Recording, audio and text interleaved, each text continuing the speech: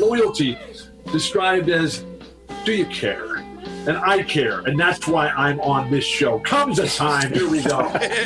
I'm a sucker for O'Teal, man. I saw that same feeling that I have, that would he filled a void that I didn't even know existed. It feels so good to, as Ben said, to try to do something about an issue as opposed to complaining. If you can't help, don't hurt. If we could just all get out there and throw cream puffs at each other, maybe things, instead of bullets and angry words, it would be better. When you stop laughing, you stop living. There's a worldwide surge in interest in mushrooms.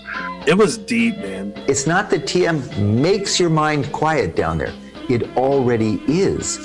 We're just stuck up here. We've lost access. Jumpin' Jack Flash came out by the Stones. So I thought, all right, perfect, man. I'm gonna drive. And I started driving through the neighborhood, and I got a text from Mick Jagger. People saying that, what we do is non-essential. Well, playing those few gigs that you saw me at felt pretty essential to me. It wasn't like they were clapping from here. It was they were clapping from here. My view of things is that death is the last and best reward for a life well lived. Like it's the strangest of places if you look at it right, If you're liking what you're hearing, head on over to patreon.com/comesatimepod and get your bus pass for an extra episode every week. Hey everybody, welcome back to another episode of Comes a Time. O'Teal is sailing the seven seas, playing great, sweet music for all the Jam Cruise attendees. So I'm here solo today, and I'm talking to my pal, Ophira Eisenberg. She was on the podcast early on. She's got an amazing one-woman show happening at the Soho Playhouse called Scars, and I wanted to chat with her about the process of writing that material and just catch up with one of my buddies. So find out about where you can follow her at the end of the episode, and we'll post all of it in the notes. Thank you guys as always for listening to Comes a Time. If you're enjoying it, head over to patreon.com/comesatimepod and join us for a bonus episode each week. Follow us on the socials at Mike Finoia, at O'Teal Burbridge on Instagram, YouTube. Go to our YouTube Comes a Time channel. And where you listen to the podcast, subscribe and rate and review. It goes a long way. And tell your friends that if you think they'd like it, we won't let them down. So thank you guys. Thank you, Ophira. And we'll catch you on the flippity flop. Peace.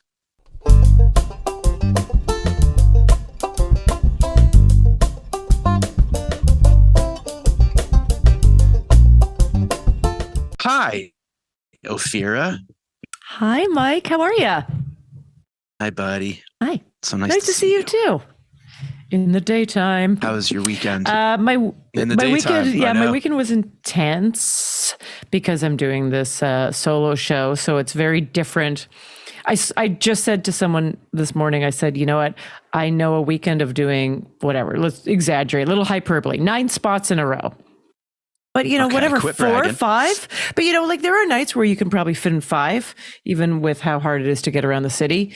And after that, it's exhausting, but not like doing this one show. I can't wait to hear about it. I had a 5-spot Saturday.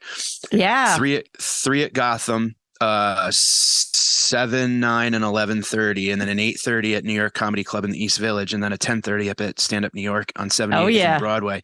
And Ophira, I drove to each of them, and it was just brutal. And I'm illegally parked, and did I tell that joke already? Oh yeah. Did I? Your brain has to do so many different things. Yeah.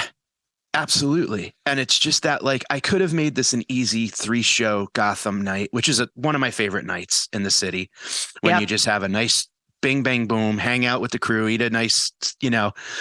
Nice meal, chat in between. To go downstairs and just relax. It's like one of the most beautiful New York comedy nights. But of course, it's true. I got to Pac-Man it through the city and blah, blah, blah, blah, blah, It's just so stressful. Even when I take the subway, I mean, you never end up just taking the subway, by the way. This ran late. The subway this weekend was hilarious because I commented, by the way, for your listeners that don't live in New York, we live on the subway, but the subway just does not run, and it's not a joke. It is You look at the delays on the weekend and it's like every single line, and then half of them are not running on the track that they were designed to run on. They're running on a different track because they're doing maintenance. Because maybe, you know what, maybe we should shut down our subways every once in a while. Maybe they should just be shut off between, I don't know, what's a good time, 3 and 5? I mean, I know that a lot of people who work need to be able to get places, and so that's basically just causing more problems. But they do not work, so then you end up in Ubers or taxis or city bikes. I know comics that are hopping on bike shares and arriving all sweaty and gross to their spot, and they're just like, whatever. Just letting the bike roll into the street to run in. Exactly. And get there on time. So I'm single. So I'm single. they city bike to go tell their Uber joke. Yeah, exactly. It's like we need. I love it. We need support. We need transportation support. Two thoughts on what you just said. Oh my God, can you imagine that? Just like a service that like circles the block of the club while you're performing, and then you could just. Oh, that would be the best. Do you ever think when you get on the subway that we're just extras in a rat movie? That they're filming a rat like feature and we're just the extras, the monsters in it. I mean, you know, there's a lot of new commerce on the subways. There is. That were not even from the before pandemic times. No, there's it's weird. Brand new commerce, and there's a lot of it. There's quite a bit. It's so weird. I always thought, like you said, like what would be a good time to shut down the subway? I always thought about like what would be a good time. I had a psychedelic experience once where I thought of like New York City as like a living, breathing, like a mother, and all us kids like live on her and like depend on her, but we're beating the shit out of her. Like she's like, we're drilling holes in her arms and tunnels. And what if we all just went to Pennsylvania for like a weekend and just like let the city let her take a bath. Just let her take a bath and let her just like soak and clean. And, you know, I mean, you may think that the global pandemic was that. When New York shut down, and it did heal. People were like, the birds have returned. I mean, it did heal. But now look at it. It's worse. It's worse. It's half broken down and pretending that it's just fully functioning. No, it's a total mess. It's a total mess. And all we do is figure out different restaurants and bars and work to do to ignore that. To ignore it. You're right. We are total. Yeah. We're absentee children. We all moved home with a fentanyl problem. Totally. I need $20. And New York just take it. Just take it. Whatever.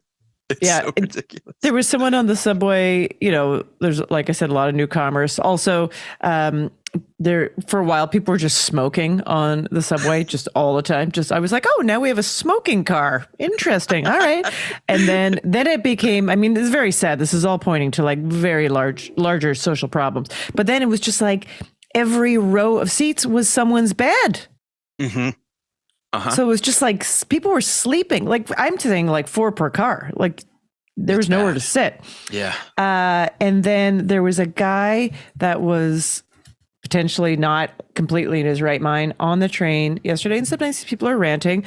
Often they are just asking for money with whatever way they do. But this guy was just looking at everyone and going, I love you. Uh-oh. I love you. I love you. And it was the most frightening of all. It's not the kind of love you want. It's the wrong kind of unconditional love. It was intense. That was intense. That's nuts. That is nuts. Do you know the guy down in the West Village who barks? Like the guy that kind of the blonde-ish guy who just goes like, bah, bah, bah, like kind of chirping bark. I saw he was on a packed train in between 14th and West 4th barking, and it was a full Christmas train. Like it was like people had their like 12 packs of beer and their nice clothes and they were going to their, you know, Secret Santa parties and whatever. And he was like, I was watching him get like a rat, like caged. Like he started to he started that barking thing, and he started to hit himself. And I watched people kind of like reach into their 12 packs and like grab a bottle, almost kind of ready to like, hit him. And God, it was ugly. And I'm like, yeah, this guy doesn't like, he shouldn't. I don't know. Those subway trains because if that train got stuck, Ophira, like, I don't know what would have happened. Like, I was just like, please don't get stuck. Guess what? They get stuck. They get stuck a lot. They get stuck a real lot. Yeah. Because the rats are shooting movies and we don't want to interrupt. The good news is I think the subway, I forget what anniversary it is of the subway, but let's just say, conservatively, I think I can say 60 years. I think conservatively I could say 80 years. 80 years. Because 60 years would be what? The 60s. Yeah. It was probably. Well, no, 60 years. I went to the Transit Museum with my son and I retained no information. And all I got was this stupid T-shirt. Yeah. And all I can say is how have we not mastered this at all? Oh my God. I know. And as someone who drives in the city, which I am in awe of. I'm great at it, but I'm telling you, there will probably be a day where I run someone over, and I don't mean to.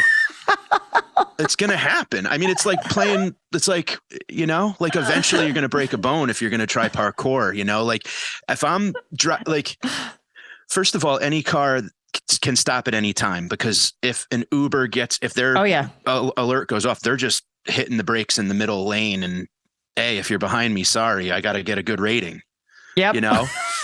And then people come from Wisconsin to like ride a bike for the first time and FaceTime Nana back home. Like, look, I'm in, and they're just in and out of, and then the drunk pedestrian confidence is just it's amazing. So, but I hear you. And I've also thought about it in this intensely optimistic way. Isn't it amazing in a city like New York, which is bringing people, we're just talking about like Wisconsin and what have you, but from all over the world, people who have learned to drive in anywhere from like South Dakota, where I'm pretty sure if you veer off the road, you just keep going. You make a new road until you find another one that's paved. To, people from who learned how to drive on the other side of the road, to people that learned how to drive on like all kinds of crazy different rules, different looking lights, different looking everything. And we put them all in the same place. And if you look from that perspective, it's pretty good. Working pretty good. It really is. It's really is. It's like, how is this not just people just running into fire hydrants and exactly. When you play a video game for the first time and you're like in the corner, like running. You're like, so I take you take off your foot off the gas in this game? Oh, why? I love when they tell you they didn't know how to drive until they started driving Uber. Oh, and I'm like, come on, like, can you at least be parked? But when you tell me this, it's I know. Or when they say, this is my very first trip to JFK, like an airport, you're like, then this is your first trip. Your first trip. And you're like, this is my last. This is my last trip to JFK. Yes. I'm so excited to talk to you because I haven't gotten to see the show, but you're doing, we're both kind of concurrently trying something, and you're doing it on a much more beautiful scale. And I'm kind of just chipping away at a rock, but working on a new body of material while performing professionally in paid spots where you kind of got to do your stuff. Yeah. You're kind of working this both kind of sides. Functionally bipolar, purposefully bipolar thing. Brutal. Yeah, I know. So I want to hear all about it. It's playing the game from all angles. Well, because you kind of have to. I mean, I think there's a mentality about this too. But I try to look in the night. It is an amazing thing to be passed at clubs in New York. Yeah. So, you need to feed that beast, I would say, by continuing to be available as often as you can. Of course, if you're on the road, you're on the road. But if you're in New York, it's good to keep that up, because the more you're in the system, the more you're in the system. Yes. Out of sight, out of mind is a thing. Out of sight, out of mind is totally a thing. So you always want to keep that going if you can, but it's very hard to do that with other projects and make it all work, because it's just, it's a brain fuck for one, to be switching gears like that. And it's just, from an energy point of view, it's insanity. Honest to God, it really is.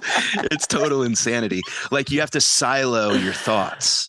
Like you literally have to like go, like it's so how are you handling that? Like first let's back up and talk about the I'm so like, and that's another bummer about like doing, not a bummer, a double-edged butter knife, I like to call it. Instead of a bummer, double-edged butter knife. I love it. Because it's like I'm busy performing, but then I can't go see you. I can't go see concerts. I can't go see I want to sit in the crowd and watch you just work this. Let's talk about the premise of your new show. Oh yeah, so it's a, it's a I'm going to say unique premise, but something that totally makes sense to everybody. It's about scars, like actual physical scars. And that comes with emotional scars. But I am covered in scars on my flesh. A lot of them from when I was a kid, from surviving a car accident, and then ones later. And so this show, I kind of talk about all those scars. And as I like to say, the sort of premise is that scars are the physical manifestation of that comedy equation, that tragedy plus time equals comedy, also a scar. And so I have a lot of funny stories about like the harrowing ways I got some scars, including I put my finger in a meat grinder when I was a little kid, to really much more pretty intense, wildly tragic things that have happened to me. But I am still here, obviously. Yes. So I have a perspective, and it is a emotional show that has a lot of laughs in it, but it is a whole thing. And as a performer, I'm going for a lot of different notes with my audience. Yeah. And you like some brilliant comics that I look at and go like, I hope to one day play like them. Like you look at a musician and some people play rhythm, some solo. You have that storyteller, like built in. You have that muscle. You knew how to throw that pitch. You know what I mean? And did that come before stand up, or did that come after? So it's sort of like it sort of didn't, because there was no place to put it. Like I was writing stuff that was little narrative stories or longer pieces, but at the time when I started stand-up and was just even trying to take stand-up seriously, storytelling in stand-up was not a thing, like was not popular. It was not trendy. It was not what people do. It was really all back to like people wanted one-liners. It was very jokey. And there was no place for it. And on top of that, I will tell you, Mike, if you did something like that, it was seen as, and I quote, very female.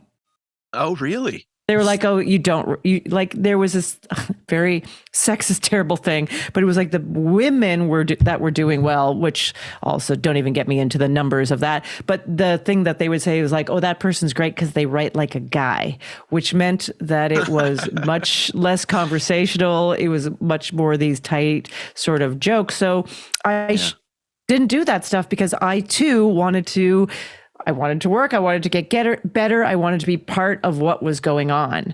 Right, and then I found The Moth, which is a storytelling organization in New York. But I found it when they were asking people to come on stage and tell like a 5-minute story from their life. And I was like, oh, this is this other thing. Yeah. Yeah. I love it. And I'll tell you, it's so important that we allow ourselves to do that. And the thing that's so great about New York is there were these kind of like, like a show I ran at the Cellar, Hot Seat, where you go up with a story and then open it up to Q&A with the audience. And like, but I would be asked to go tell stories about theme, like a mushroom experience or a breakup experience or a, life experience. And it's fun when those rooms kind of allow you that, ability to practice, because like we were talking about earlier, being passed at clubs and being booked, you kind of have this fear thing of, this joke's going to work. It's a Saturday night. Do I just play the hits? Do I challenge myself? Right. Do I challenge the crowd? Where am I at this club as it relates to all of those things? And every room you go to, you're a different person. I always make baseball analogies, but it's like, are you the starting pitcher, or are you the closer? Are you the reliever? Like, are you lucky to even be on the team?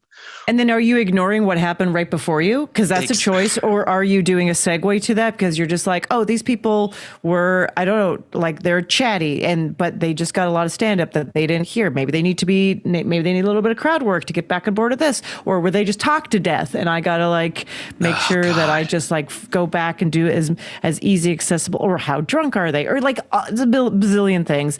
And I will admit, even sometimes I walk in there and I go, I want to do the hits because right now I don't feel like being challenged. Like sometimes I'm like, can I just get a new joke working because it's driving me crazy, and I will just be hammering that out as often. And other times I'm like, you know what? I've had enough failure for a couple days. I would like to feel like I know what I'm doing again. When you're just looking 2 inches over all their heads and you're just literally thinking about the ride home and like, what do I have in the fridge for when I get home later? I mean, we do it. You got to do it at times. You got to do it. You know, Rena Zager. Did you ever know Rena Zager? I know the name. Yeah, I'm not sure.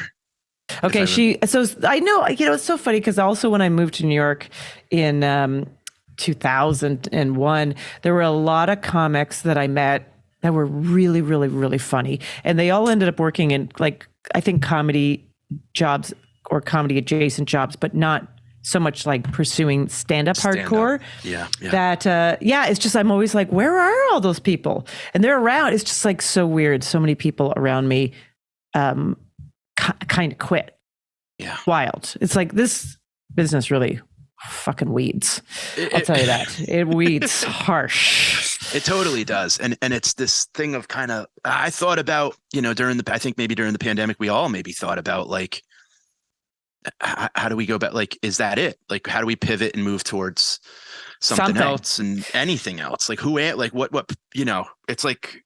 And the why, right? There's just the why of like, why are we just doing this? Because we have the momentum of doing it. So then you don't examine it because you're just continually doing it.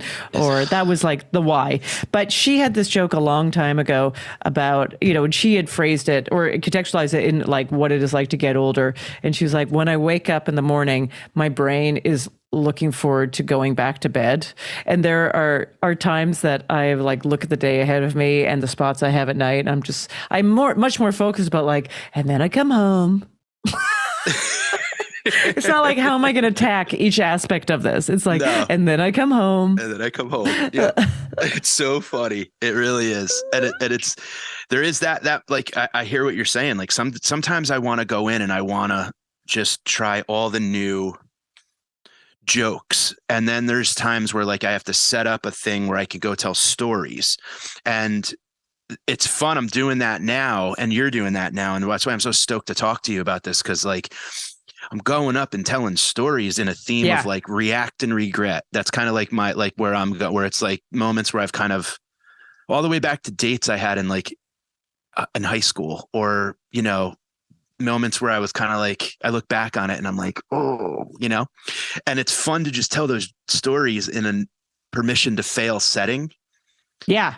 And it has no ending. It's just the story's the story. And then I'm standing there kind of like, yeah, I was that guy, Yeah. It's to stick the ending of a story in a stand-up within the context of a stand-up show, I think is one of the hardest things to do. And I think that's where it really veers away from what you could do at a storytelling setting, because the expectations are so different. And I think in a storytelling setting, it's you always want to stick your landing, but you can also end the story where the action ends. Like you can literally end with some sort of like, and that's what happened to me version, something a little bit less cliche and better written. But in a stand-up scenario, they're expecting a final punch. And I feel like sometimes you got to put artifice in there to create that. Yeah, because it is the expectation to have that is so hard. It really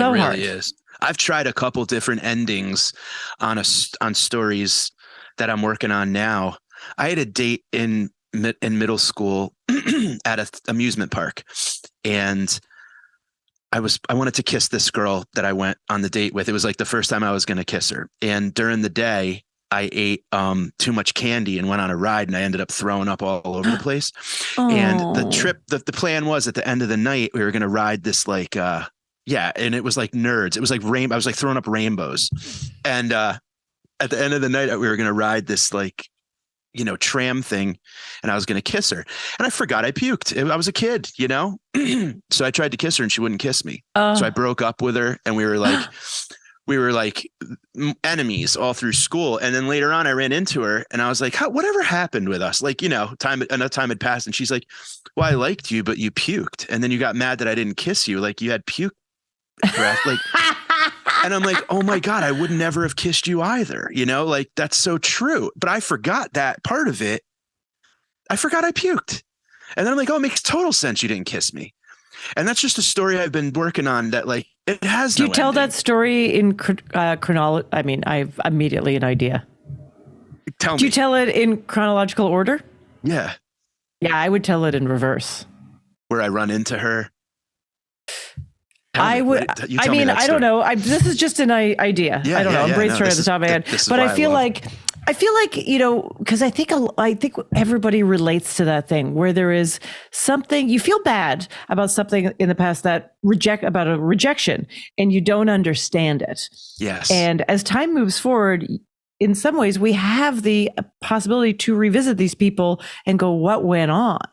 But what's more interesting is what you thought went on. Like, you were like, she rejected me because, I don't know, I'm sure you had a bazillion reasons in your head as to why and what that was like. And that probably lived with you for a long time and informed other decisions you made about your life and your relationships, because you had created a story that you were this kind of person because of that scenario, which we will find out later in your story was all wrong. And not only was it all wrong, it had nothing to do with anything psychological or anything about like your attractability. It was because you puked and you had bad breath, and it was like rancid in someone's face. And how maybe what this story is about is, man, if we all had the ability to, like, imagine if you just knew that the whole time, you probably would have just apologized to her. You could have been married to her for all you know. Imagine if I was was approved. Imagine just when, like, it's 7th grade, if she had the wherewithal to go, like, dude, puke nerds. Like, I watched you like puke a rainbow. You really think I'm gonna kiss you right now? I would have totally been a different person. Or now. If you had the wherewithal to be like, I just puked. I'm not going to try to kiss this person. I'm making it about her still. Yeah. If I was like, right? Yeah. You're right. You probably had your eye on this prize of like wanting to kiss this girl so badly that you were, so nervous. Yeah. So anyways, I just think there's so much more to this story. And that's why you're great at story. Like, I love watching you perform, because even when you're someone who, your jokes, your setup, punch, bang, setup, punch, tag, they're stories. And it's the way you deliver. It's the intonation. It's the timing. It's the pauses. We're being introduced to tips of icebergs. You know what I'm saying? And that's how I feel. And that's why I'm really excited about this. What's it like talking about the scars and telling those stories and stuff? I mean, well, it's I will say, so like I said, some of it is really intense. So I don't mean to sound arrogant or anything, but I've had a lot of people in my audience cry at some point. But I got to tell you, from a pure performer point of view, I love the idea of doing a lot of different emotions and asking your audience to laugh, to feel and cry, maybe even get on your side with something that you're angry about, to also feel that rage. And so the first 20-25 minutes of this show is pretty much comedy. Like, I mentioned that there is going to be tragedy. I make it very clear that there is going to be tragedy in the show, and that, don't let up that this is like the comedy equation. Tragedy plus time equals comedy and that we are doing the full equation. Yeah, I love it. Yeah. Okay. So I try to set the expectations, but the first, I would say 20-25 minutes of this show, I try to just make as funny as possible. There's a harrowing adventure. I do a scar competition with the audience, and this is all the stand-up chops to basically make everyone trust you and feel like they're in a safe space where we're all having a good time. I love it. A scar competition. You've had some. Yeah. That's great. So fun.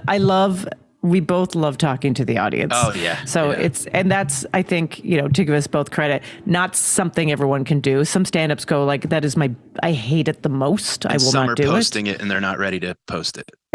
And there's just a lot of garbage. Yeah. But talking to the audience is just, you're mining for gold. Yes. Usually. Yes. And it's all out there. Yes. It's all out there. It's the best. It is the best. The other night I was at a theater in where was I? New Orleans or Louisiana. And I was talking about the ancestry test. And I said, so who's done it? And a girl raised her hand and she said, my parents found out that they're cousins. And the whole room kind of like, oh my God, gasped. And she's like, but they get along fine. So they're still together. Like, I didn't even ask, like, she just, but they're still together. Like we all kind of knew, like cosmically knew, like, please tell me they got divorced right away. And it's like, no, but they got right. And it's just and it led to a whole world of, and I sometimes will say, like, I wish I had found this out before I told you my stupid jokes for the past 10 minutes. Cause I'll abandon my set. If there's good audience stuff, nothing I'm telling you is as good as spontaneous real world stuff. Well, isn't it interesting too? Because it's I don't know if anyone appreciates this in the crowd because you're just there for the experience. But as a performer, like, what minute in your set did that happen? The 10-minute mark, and you've got 20 ahead of you. Like you now. Oh my God! You can't unhear that. You got to make some critical decisions about what's going to happen next. Yeah, and like is. Oh my God! Like you might just eat it for the next 5 while you try to like get back into your material and get everyone to switch their emotional state. But it's like there's a whole thing. So yeah, so then I go into some more tragic stories, and then but there is a death within my stories. It's not myself, obviously, because I'm on that stage. But I had that. I will say that in the process of doing the show, I mentioned that death earlier in the show, and just recently I changed it.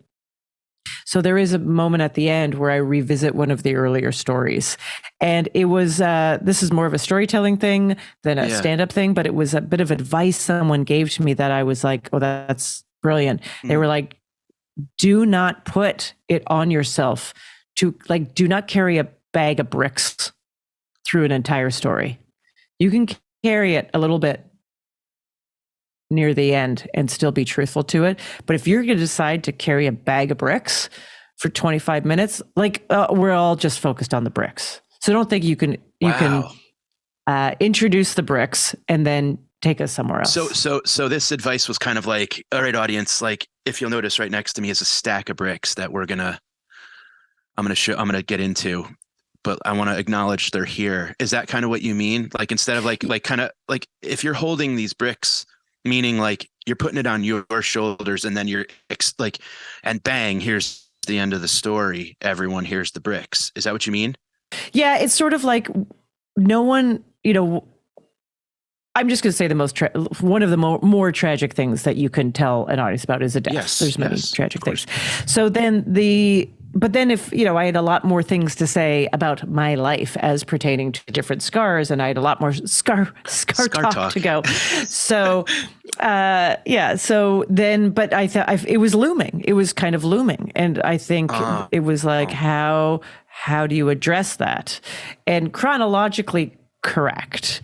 But from a performance point of view, it was, suggested to me, well, can you get to some, bring us to a different place where then you interject us back and go, well, this is why some of this stuff felt like that at the time. Okay. And so then, it is your responsibility to deal with that and give it its place near the end. But I didn't have to make the audience feel okay about it for half an hour. Got it. I just had to make the audience feel with me and go it through me and come to where I was at for like, whatever, 5-10 minutes of the show. I'm making it very like a time thing, but it's important. That's also kind of what it is. Also from a performance standpoint, like, and I'd love to know your thoughts on this. You look at your material and you look at your stories and you look at the chronology of and the presentation, and it's a total thing where it's like, if you're trying to get a point across where, hey, audience, listen, this is all in retrospect. Like, I'm looking back on. Yeah. What happened to me, something. Yeah. And it's all this central theme. I really love kind of looking at material like a thesis statement in a way where it's like you lay that thesis and then you have supporting A, B, and C conclusion. Like, I kind of like that layout of how to look at material sometimes, where it's like, maybe sometimes we're worried about the last line, the punch, but if we take an important line and put it at the front, it's like, I think that's when it's at its best. Yes. And that's where you can take a small chunk of material and it feels like a story. It's like when you listen to a 2-minute song and it's like, oh my God, I just went through hell and back with this person.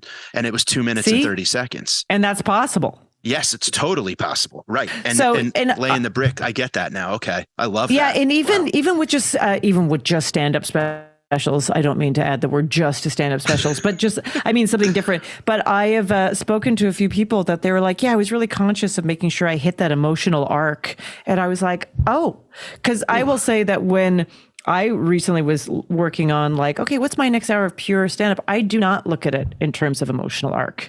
I look at storytelling very much. I look at more in just like energy levels, and I'm like, I want to do a bunch of this stuff, and then I'm moving to this topic. And I was like, what if I use that same? So yeah, I've got a lot of growth to do still too, about what if you looked at your set, your stand-up set that is a different expectation from the crowds. Yes. In terms of having some emotional narrative.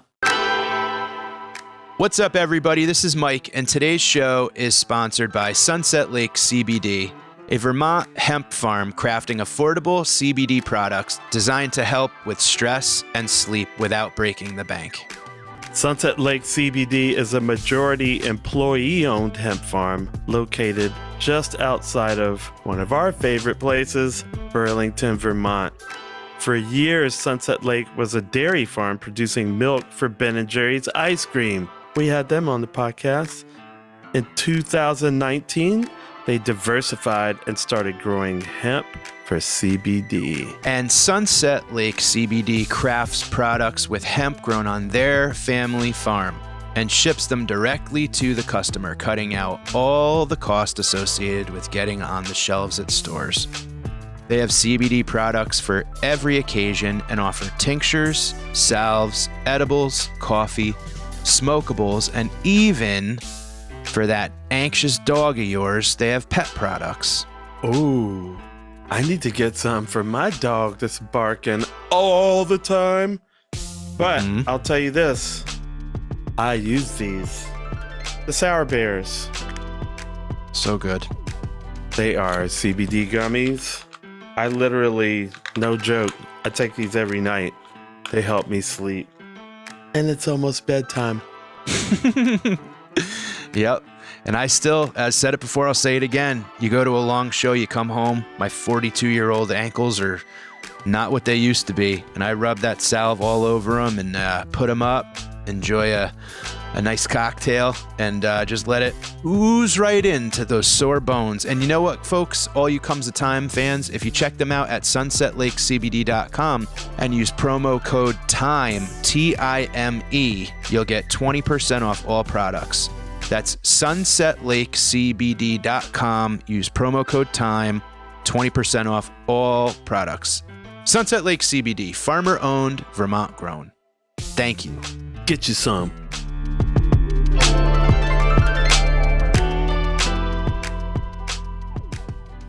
That functional bipolar thing that we have where it's like, if you have a 15-minute story or if you have a 15-minute set and you have two stories that you could tell that would fit that time, it's not going to work if you're in a showcase on a Friday night. You can pick one, maybe pick one, or just you go to that other silo and go like jokes, maybe a quick couch a story. That's where a guy like Ted Alexandro, who I love his ability to let a joke crush, let the audience applaud, and then he just lets the room settle and pause. Settle.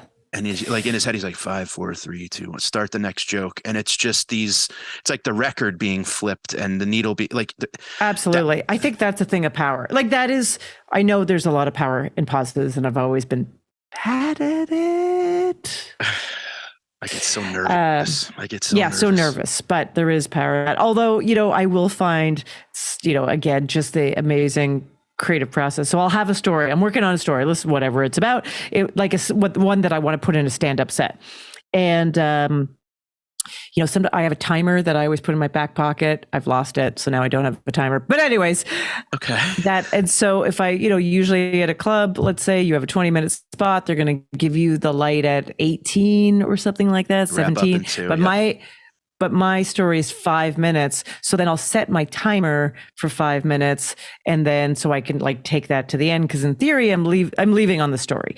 But then sometimes that's just messed up and I'll get the light, but I will have just started the story and then it's a panic. And you know what I've done? I have made very critical choices in the moment and cut out all kinds of shit to try to fit it into 3 minutes. And sometimes I get off the stage and go, oh yeah, that's what it should have been all along. So happy to hear you say that. We put ourselves on the cliff. We put a gun to our heads and we go, tell that story faster, trim the fat. And somehow subconsciously we're going like, yeah, that doesn't need to be. You go back and listen and you go like, oh my God, like all that detail. Because what people don't understand is like before we're getting on stage, we're going, don't forget this detail. Don't forget that one's huge. You put all your eggs in that detail basket and then you forget that detail and you go, oh, the story doesn't even need that stupid detail. Absolutely. It's so amazing that you say, yes, it's so true. And there's been a few times, there's been actually quite a few times that has happened, or someone has asked me for their audio project. They're like, hey, can you tell that story about like blah, blah, blah, but it has to be 3 minutes. And I'm like, no, I can't because it's a 7-minute story, but then I'll just try. And I'm like, how do I trim this in half? It's always possible. It's always possible. It is always possible. It might be a little bit of a different story. That's okay. Yeah. The story is maybe you can be this is going to sound super heady. Maybe we're just the vehicle for the story to find its life. Right. And I love it. I'll just Uber drive that story to the end and let it be what it is. But I'm telling you, I've met a lot of people. And I'm just going to say, like, when they start and they're precious, I mean, we're all precious about our words and our feelings and thoughts. And they will say, and that's how I know someone's an amateur in the storytelling world, where they get up and they go, I just got to tell you, I don't have enough time to tell this story. It's like, oh my God. You poor little child. That is and if you ever look at anything written by anyone, it's always like, I think it was Kurt Vonnegut said, how do you write? You start as close to the end possible. Yes. That's what you try to do. Start as close to the end as possible. And I can't remember who this is attributed to right now, but the whole thing, I would have written you a shorter letter, but I didn't have the time. Ooh, I like that. Yeah. Like that a so lot. It's like anyone who thinks the only way to give this thing service is 20 minutes or whatever is wrong. No. 100%. And I think we also think we need so much setup. We have to be like, when I was 5 years old, no, I'm on starting the action. I'm on the roller coaster. Yeah. So isn't that so much more exciting? Like if I said to you, I grew up in Calgary, Alberta, Canada, or if I was just like, yeah, I'm on the kitchen counter beside a meat grinder, wouldn't you be like, okay, what's happening? We're there. Here? We're with you. Yes. Meat grinder, kitchen counter. You're a kid. Yeah. That's all we need. It's very, yes, that's so. And I think so in college, I had an advisor I think she kind of kept me in school. I went to see her. And I said, I don't belong here. Like I should be landscaping. And she's like, well, what classes are you taking? And we looked at my classes and she goes, well, what are you into? I was an English major, but I hated to read.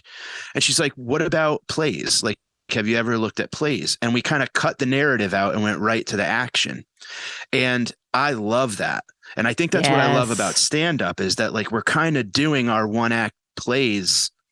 Kind of, you know what I mean? Like if you could look at it like that, where I like looking at a play and being like, Waiting for Godot. It's like the most simple. It's a bench and two dudes, and you're in the park. It doesn't matter what park. It doesn't matter if the mountains are on fire in the back or there's a pigeon eating a rat. Like, it doesn't matter. It's two guys sitting in the, like, what are you doing? Waiting for Godot. It's like the best. It's just like so simple, and you trim the fat. And sometimes when we get up and tell our stories, you think there's going to be such a pop at a point, and there's nothing. There's people just going like, yeah, okay. You statement. Uh-huh. Oh, good. Yes. So you were living. And I like that we can kind of like take that stuff and go back and go like, yeah, totally that part. Oh, yeah, that was wrong. Oh, yes. Yeah. I know through stuff like that all the time where it's like literally I find myself confusing a kind of a half-witty statement as a punchline. I'm like, no, that is why. Like, it's just because it resonated so hard with me. Yep. Now I've got to figure out a way to like do something with it for them. That's like our ego in a sweater smoking a pipe. Just saying something profound. By the way, do you think anyone I know Larry David ever tried to pitch Seinfeld as like, it's like modern day Waiting for Godot. And then they were like, I don't understand what you're saying. I have no idea what you're saying. Somehow we know. I'm glad you understand what I'm saying with that. But a long time ago, I performed that play. That is one of the hardest things to memorize. Oh, I can only imagine. You tried to perform that? Yeah, I was asked to perform it, and it was very hard to memorize because the narrative arc is, very subtle if there is one. My God, I can only imagine.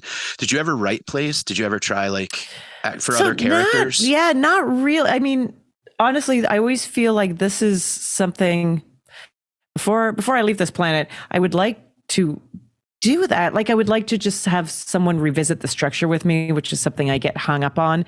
And, whether it's a theatrical play or a screenplay, just so I can try it. I can write obviously I just write narrative and I write narrative, but it's one person. Yeah. Is it always you? It's always me. Yeah. Are you always writing for you, the character, or do you know what I'm saying? I'm pretty much always writing for me, the character. Yeah. I think my burning passion in this whole, what I do when everything's going wrong and I feel like I want to quit and I'm not making any money and I don't know why I'm doing this, I go back to, do you have anything you need to say or are we done? Before you go. Yes. And I always go, God. I still need to talk about this. I still want to talk about this. I want to tell this story. I want to, for, whatever reason. It's like, I might as well just put like a piece of tape on every notebook and just call it like suicide note. And then basically it's just, I can't leave until I'm done with my note. I have to say everything that I have to say. Yeah. So that's what I try to return to, which I guess now we call that your why. But I didn't know that terminology. Our why. Yeah. What is our why? And I assume at one point I'll just say, yeah, I said all the shit. I mean, this story about all my scars, I did not do this show. I did different stories of the show in different places. In very different forms, but I didn't do it for a long time because I kept saying to myself, this is the most important stuff from my life and I want to treat it well.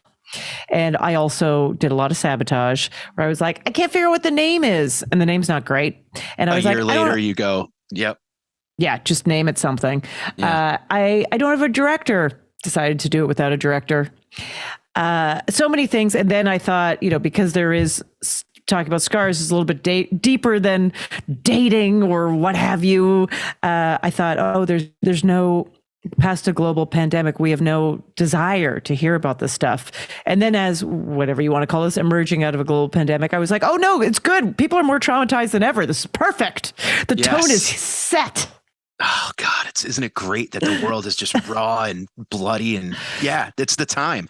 It is the time. And I know exactly what you're talking about because I thought about that too, where it's like, you can only play the hits so long until you're like, I'm bored to tears with my own freaking voice. Like, I don't want to hear this anymore. Like I have things I want to say and stories I want to tell. And once you start doing it, you're like, oh, I'm in a whole other place now. And you look back at that other set and you're like, I could do those jokes if I need to. When the time calls for it, I'll do that set.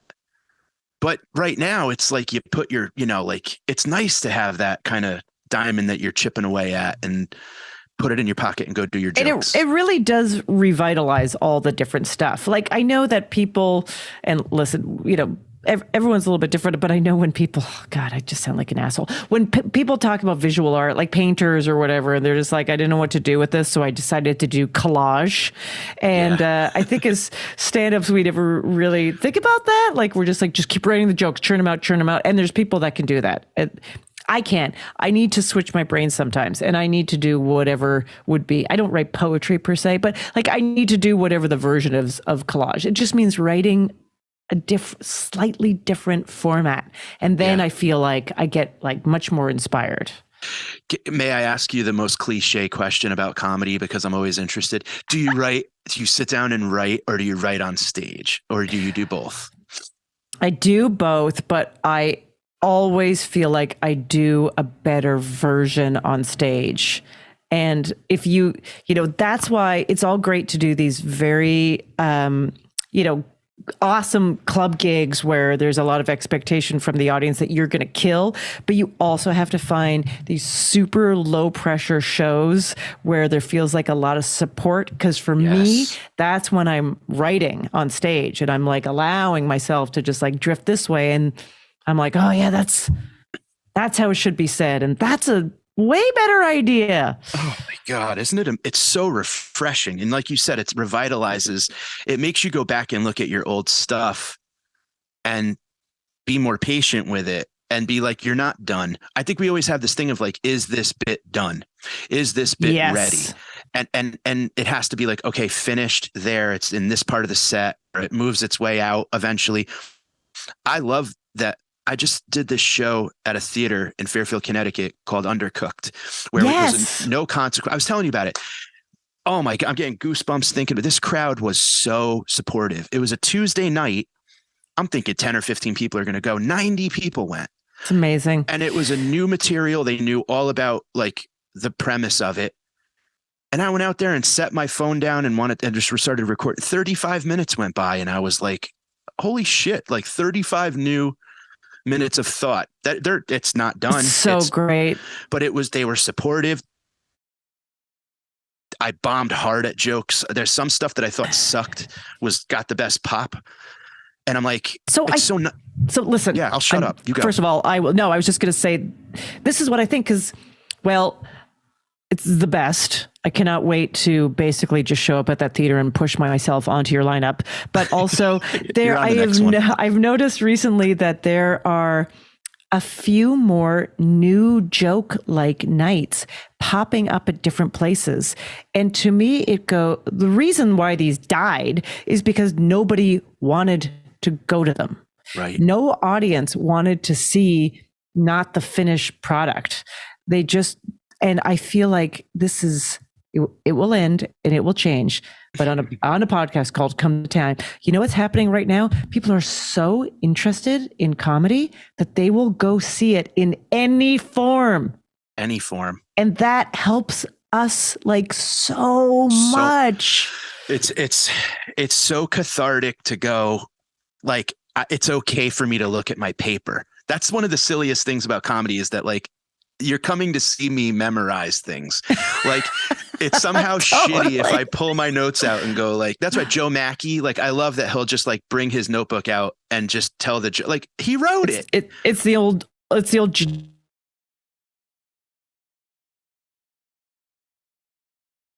for Janine, but she was so well known for that, and then people would criticize her for that at the same time. And it's like, what am I? And I loved it. Yeah, I think it's great. I think it's great. I think this whole like pay me extra to memorize. I know. What the hell? Like, if I get hit in the head with a box, now I can't do comedy anymore because I can't remember. And it's just like some of the stuff that's like just when you're doing the new and so I think that for me in this experience, it's like I want to bring that comfort, pop the balloon level to all show, to just, hey, we're never gonna be together in a room ever again. Absolutely. And it's that's where I think Ted Alexandra, who you brought up earlier, one of the other things I admire about that guy is that I feel his whatever work he does to get himself to that stage where he's so self-confident in himself, and it's not an act. Like I do feel like he feels in his soul that every word he is throwing out there should be listened to and is important. And that just resonates with the crowd. And that's kind of how you have to feel when you try new stuff, because they sniff out my pleading with them to like me so hard. And that's what they hear. They don't hear any of the hilarious word choices I've made. They sense that little crack in the mosaic where they can see the insecurity. Yeah. And they go, we got her. Yeah, that's right. And that's where I feel that too. And now we're going to chat and we're going to order another drink, and we've written this person off. That's it. They go like Caesar. Exactly. Thumbs down. Have you had people come up to you with the scars, with this material and this content and the way that you're approaching it, interactive and all that, thanking you, like with the audience that has come to the shows? Yeah, it's wild. So, I mean, it is interesting to see people with tears in their eyes. So that's very interesting. Yeah. And I've heard from a lot of people that they feel seen, or, that part of my story reflects on their story, or that they were like, I didn't think I had any scars. And then as you're talking about them, I was like, oh yeah, that thing that happened to me. So and I talk a lot about forgetting, like they disappear because you just see them differently and you see yourself as a whole. I put these little sheets, I'm just showing to you in the Zoom camera. I put these little sheets on the table. They're just for fun. I don't do anything with them yet, where I just say, what's your scar, for people to busy themselves in when they got there early. And just the wild things that people have been through. And so part of this is creating this space, and I've had a lot of comments about that, about how we all have been through so much, yet we walk around, I think, assuming nobody else has, or like not thinking about it all the time. So then when we're all together just going like, oh my God, there's this sort of shared celebration of like, God, we're here. Yeah. I love that. It's so great that you're doing and that. And it's not pretty. This is not a story that I'm not a tie a bow on it kind of person. So I also like to address that it's complicated. Sure. Yeah. No, of course. And it's, you get self-conscious about scars when you first have them. I've got this, I don't know if you can see it. Oh yeah. That one do right see there, it. all the way up I snapped my humerus snowboarding. But what this represented was, I moved out to Colorado and I tried to like start my life over, and I failed at it by breaking my arm. And then I had to come home and get surgery. And then I started doing stand up, and then I met my wife, and I am who I am now. And I didn't fail at anything. I broke my arm snowboarding, but for a while I looked at it like an example of a failure. Like, you know what I mean? And then now I'm kind of like, oh, this is the thing that happened that probably saved my life. So it's interesting. Right. That was a turning point. Yes. So the scar has not changed, but my perception of the scar has totally changed. And now I'm like, thanks, buddy. Like, you know what I mean? Like, it's almost like, I never would have done stand up. I never would have met my wife. I wouldn't be sitting here talking to you, and it's just, I mean, totally. So I love that. I love so many things about that. And also I find that, just like you said, no one has something on their body, even if it's tiny, tiny, tiny little thing, like a little, and goes, I don't know. They're always like, oh yeah, it was 7:00 on a Friday afternoon, and I was trying to take a speaker apart with a butter knife. Like, it's so specific. Yes, totally. The old butter knife in the speaker. or it's like, I was doing this and and I was like veering off course, and it just, everyone feels so specific about that mark on their flesh. And I feel like, when we talk about emotional scars, they're all the things that live inside of you that you're constantly trying to like figure out. But the ones on the flesh, those are the ones that are basically tethering you to this earth. That's right. And those are the ones that, as you get them, and simple things, I have after I got married, I was headlining a club for the first time ever. Like it was like a first local club headline, and we had gotten a juicer as a wedding gift. So obviously I was juicing everything because like that fad of, and I'm cutting a lime with a real sharp knife, and I cut right through the lime and right through my finger, all the way down to like where I saw that white, that, Yes. And all of a sudden, gross. Awesome. 1,000 staticky TVs around my head. And I was like, I'm going down, and there's blood everywhere. And I had to go get it stitched up. And then I went and did the show with my finger going like womp, womp, womp, like throbbing, and I'm holding my hand up like this. Yeah.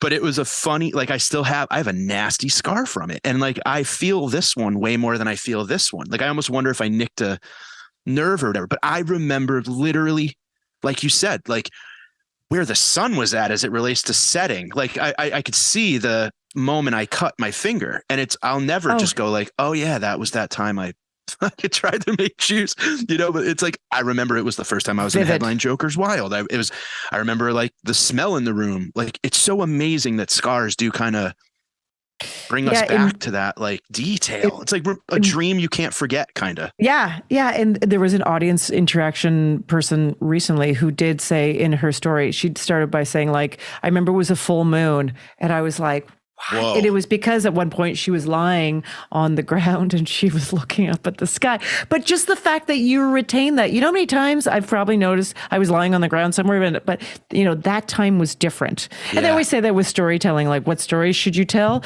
Well, usually it's like this day, this day, this day, this day, this day. And then there was this day. Yeah. And that's the story you tell. And then there was this day. You know what you should have for when you do this show again is you should have a foot pedal with a fog machine. And when someone starts their story, you just hit it, and then the room just fills with steam. I was laying on my back, and it was a full moon. You should just have a pedal, like just hit it.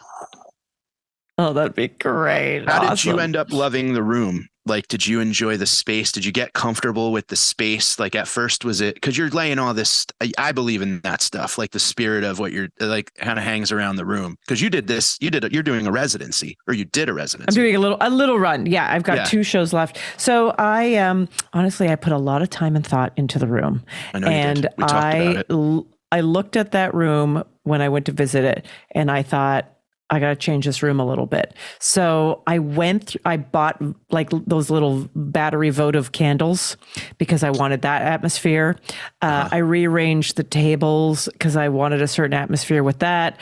The curtain I couldn't change, but I decided to clip it in a certain manner to make it look a little different so I was like, I want flowers on the bar. Like I actually invested a little bit of money in the simplest way. I mean, like, we're talking, I don't know, maybe $100 just to add little things to that space, because I wanted it to feel warm and inviting and cool. And there was a lot to work with. It just needed a little extra thing. And then I was thinking about, it was a 7:00 show, and it's a 7:00 show. And I thought, people are probably going to go for dinner afterwards. So I went and I bought little things of popcorn, and like prepackaged popcorn, that you can buy for your kid's snack. And I just put a few on every table because I just feel like, and everyone loves the snacks. They're like, this is the only off-Broadway show with snacks. My one friend said, oh, I could have eaten those. I thought it was going to be like the Marriott, where I was like, don't touch those. There's going to be a $7 thing on our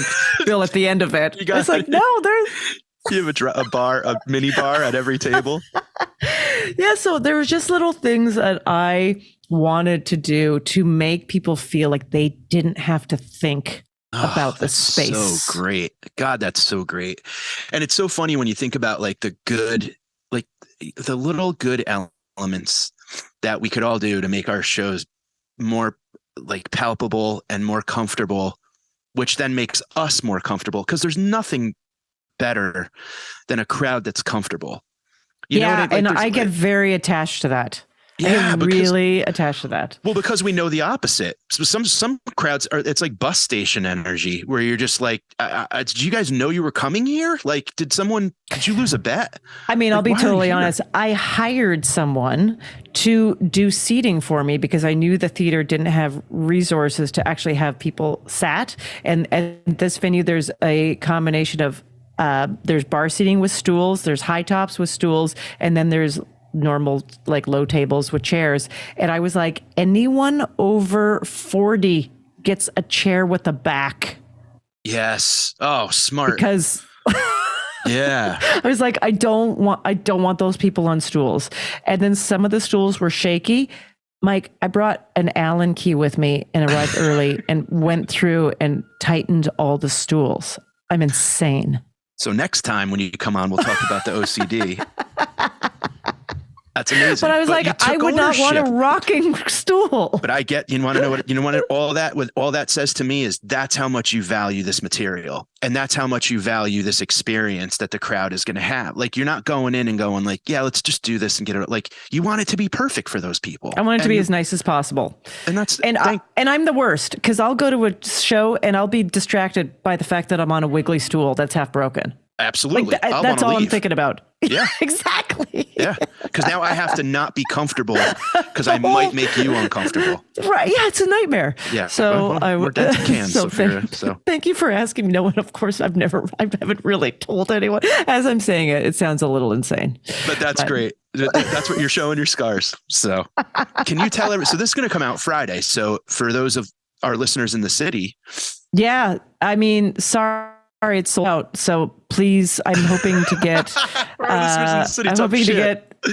yeah. So, I mean, like, actually, if you want to just send a note to the Playhouse and say that you would really like to see it, because I there might be an extension is what I'm saying. So, but at this point right now, I don't know, but yeah, thankfully, the shows are sold out, thankfully.